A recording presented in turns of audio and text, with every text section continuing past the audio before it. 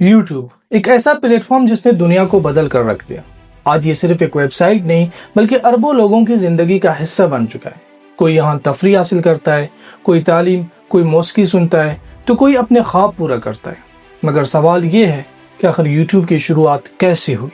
एक नाकाम dating website दुनिया की सबसे बड़ी ताकतवर वीडियो प्लेटफॉर्म कैसे बन गई?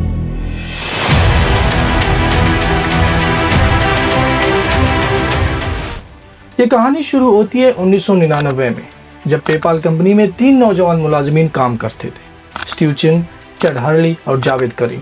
ये तीनों अक्सर एक कॉफ़ी शॉप में बैठकर इंटरनेट के मुस्तकबिल के बारे में गुफ्तगू करते। उनका ख्वाब था कि वो अपनी कोई बड़ी इंटरनेट कंपनी बनाए, कुछ ऐसा जो दुनिया को बदल दे। Let's do something new on the internet that may change the world.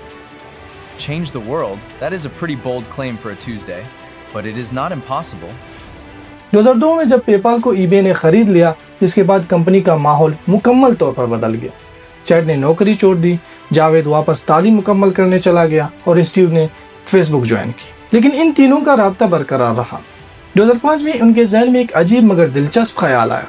उस वक्त एक वेबसाइट हॉट और नॉट काफ़ी मकबूल थी, जहाँ लोग अपनी तस्वीर अपलोड करते और दूसरे लोगों ने रेट करते थे। तब उन्होंने सोचा अगर तस्वीर की जगह वीडियोस हो तो लोग अपनी वीडियोस अपलोड करेंगे, एक दूसरे से रब्ता करेंगे और शायद एक नई डेटिंग वेबसाइट बन जाएगी। इसी ख्याल में यूट्यूब वजूद में आया। यू यानी आप खुद, ट्यूब पुराने टीवी सेट्स के लिए इस्तेमाल होने वाला लफ्ज़। यूट्यूब का पहला नारा था ट्यून इन हुकअप। यूट्यूब की इब्तिदा दरअसल एक वीडियो डेटिंग वेबसाइट के तौर पर हुई थी।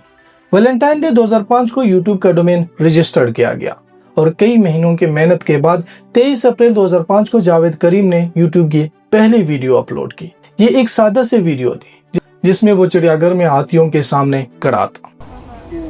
Alright, so here we are in front of the elephants. लेकिन मसला ये था कोई भी यूट्यूब इस्तेमाल नहीं कर रहा था। यहाँ तक कि बानियों ने खवातीन को पैसे देने की कोशिश की ताकि वो अपने वीडियोस अपलोड करें, मगर फिर भी वेबसाइट तकरीबन खाली रही। उन्हें लगा कि शायद उनकी मेहनत ज़ाया हो गई, मगर फिर कुछ गैर मुतवक्किया हुआ।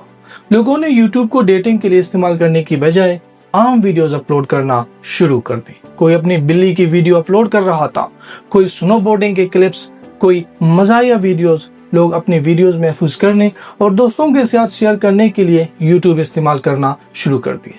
यही वो लम्हा था जब यूट्यूब की असल पहचान सामने आई। उस वक्त इंटरनेट पर वीडियोस अपलोड करना बहुत मुश्किल और महंगा काम था। मुख्तलिफ फॉर्मेट्स, सुस्त इंटरनेट और पेचीदा सिस्टम्स लोगों के लिए बड़ी रुकावट थी। मगर यूट्यूब ने फ्लैश प्लेयर का इस्तेमाल किया, जिसकी वजह से वीडियोस आसानी से चलने लगी। अब लोगों को वीडियोस डाउनलोड करने की जरूरत ही नहीं थी, सिर्फ एक लिंक शेयर करना काफी था। जल्द ही माई स्पेस पर यूट्यूब वीडियोस वायरल होने लगी। चार्ली बिट माई फिंगर और इवोल्यूशन ऑफ डांस जैसी वीडियोस ने इंटरनेट पर धूम मचा दी। हर वायरल वीडियो के साथ यूट्यूब पर आने वाले सार्फिन की तादाद बढ़ती गई, लेकिन कंपनी के अंदर सूरत-ए-हाल खतरनाक थी। वीडियोस को स्टोर करने के अखराजात हजारों डॉलर तक पहुंच चुके थे, जबकि कंपनी के पास कमाई का कोई जरिया नहीं था। हर नया सारिफ दरअसल उनके लिए मजीद खर्चा बन रहा था। बालाखिर सिक्वा कैपिटल ने यूट्यूब में 3.5 मिलियन डॉलर की सरमायाकारी की और कंपनी दिवालिया होने से बच गया। इसी दौरान यूट्यूब ने एक ऐसा फीचर मुतारिफ करवा दिया जिसने दुनिया को बदल कर रख दिया, सब्सक्राइब बटन। अब लोग सिर्फ वीडियोस अपलोड नहीं कर रहे थे बल्कि मुस्तकिल मवाद बना रहे थे ताकि लोग उन्हें सब्सक्राइब करें। 2006 तक यूट्यूब पूरी दुनिया में तेजी से फैल रहा था, मगर एक नया मसला सामने आया, कॉपीराइट। लोग फिल्में, ड्रामे और गाने अपलोड करने लगे और बड़ी कंपनियों ने यूट्यूब पर मुकदमे शुरू कर दिए। तभी गूगल मैदान में आया। 2006 में गूगल ने यूट्यूब को 1.65 अरब डॉलर में खरीद लिया। गूगल ने यूट्यूब के लिए कंटेंट आईडी सिस्टम बनाया, जिससे कॉपीराइट मवाद की शिनाख्त मुमकिन हो गई। इसके बाद यूट्यूब ने इश्तिहारात चलाना शुरू किए और फिर वो लम्हा आया जिसने इंटरनेट की दुनिया को हमेशा के लिए बदल दी। 2007 में यूट्यूब पार्टनर प्रोग्राम मुतारिफ करवाया गया, जिसके जरिए वीडियोस बनाने वालों को इश्तिहारात से पैसे मिलना शुरू हो गया। अब किसी शख्स को टीवी चैनल, प्रोड्यूसर या किसी बड़े इदारे की जरूरत ही नहीं थी। वो अपने कमरे में बैठकर वीडियोस बना सकता था, दुनिया तक पहुंच सकता था और पैसा भी कमा सकता था। इसी दौर में बेशुमार बड़े यूट्यूबर्स सामने आए। لیکن جہاں شہرت اور پیسہ ہوتا ہے وہاں مسائل بھی پیدا ہوتے ہیں. کلک بیٹس، جھوٹی تمبنیلز، انتہا پسند مواد، بچوں کے لیے نامناسب ویڈیوز اور اشتہارات کے تنازعات نے یوٹیوب کو کئی بار بحران میں مبتلا کر دیا. 2017 میں ایڈپوکلیپس آیا جب بڑی کمپنیوں نے اپنے اشتہارات ہٹا لیے کیونکہ ان کے اشتہارات نامناسب ویڈیوز پر دکھائے جا رہے تھے. ہزاروں تخلیق کار متاثر ہوئے، ان کی ویڈیوز ڈی مونیٹائز ہوئی اور کئی لوگوں کی آمدنی ختم ہو گئی. مگر یوٹیوب پھر بھی نہیں رکا.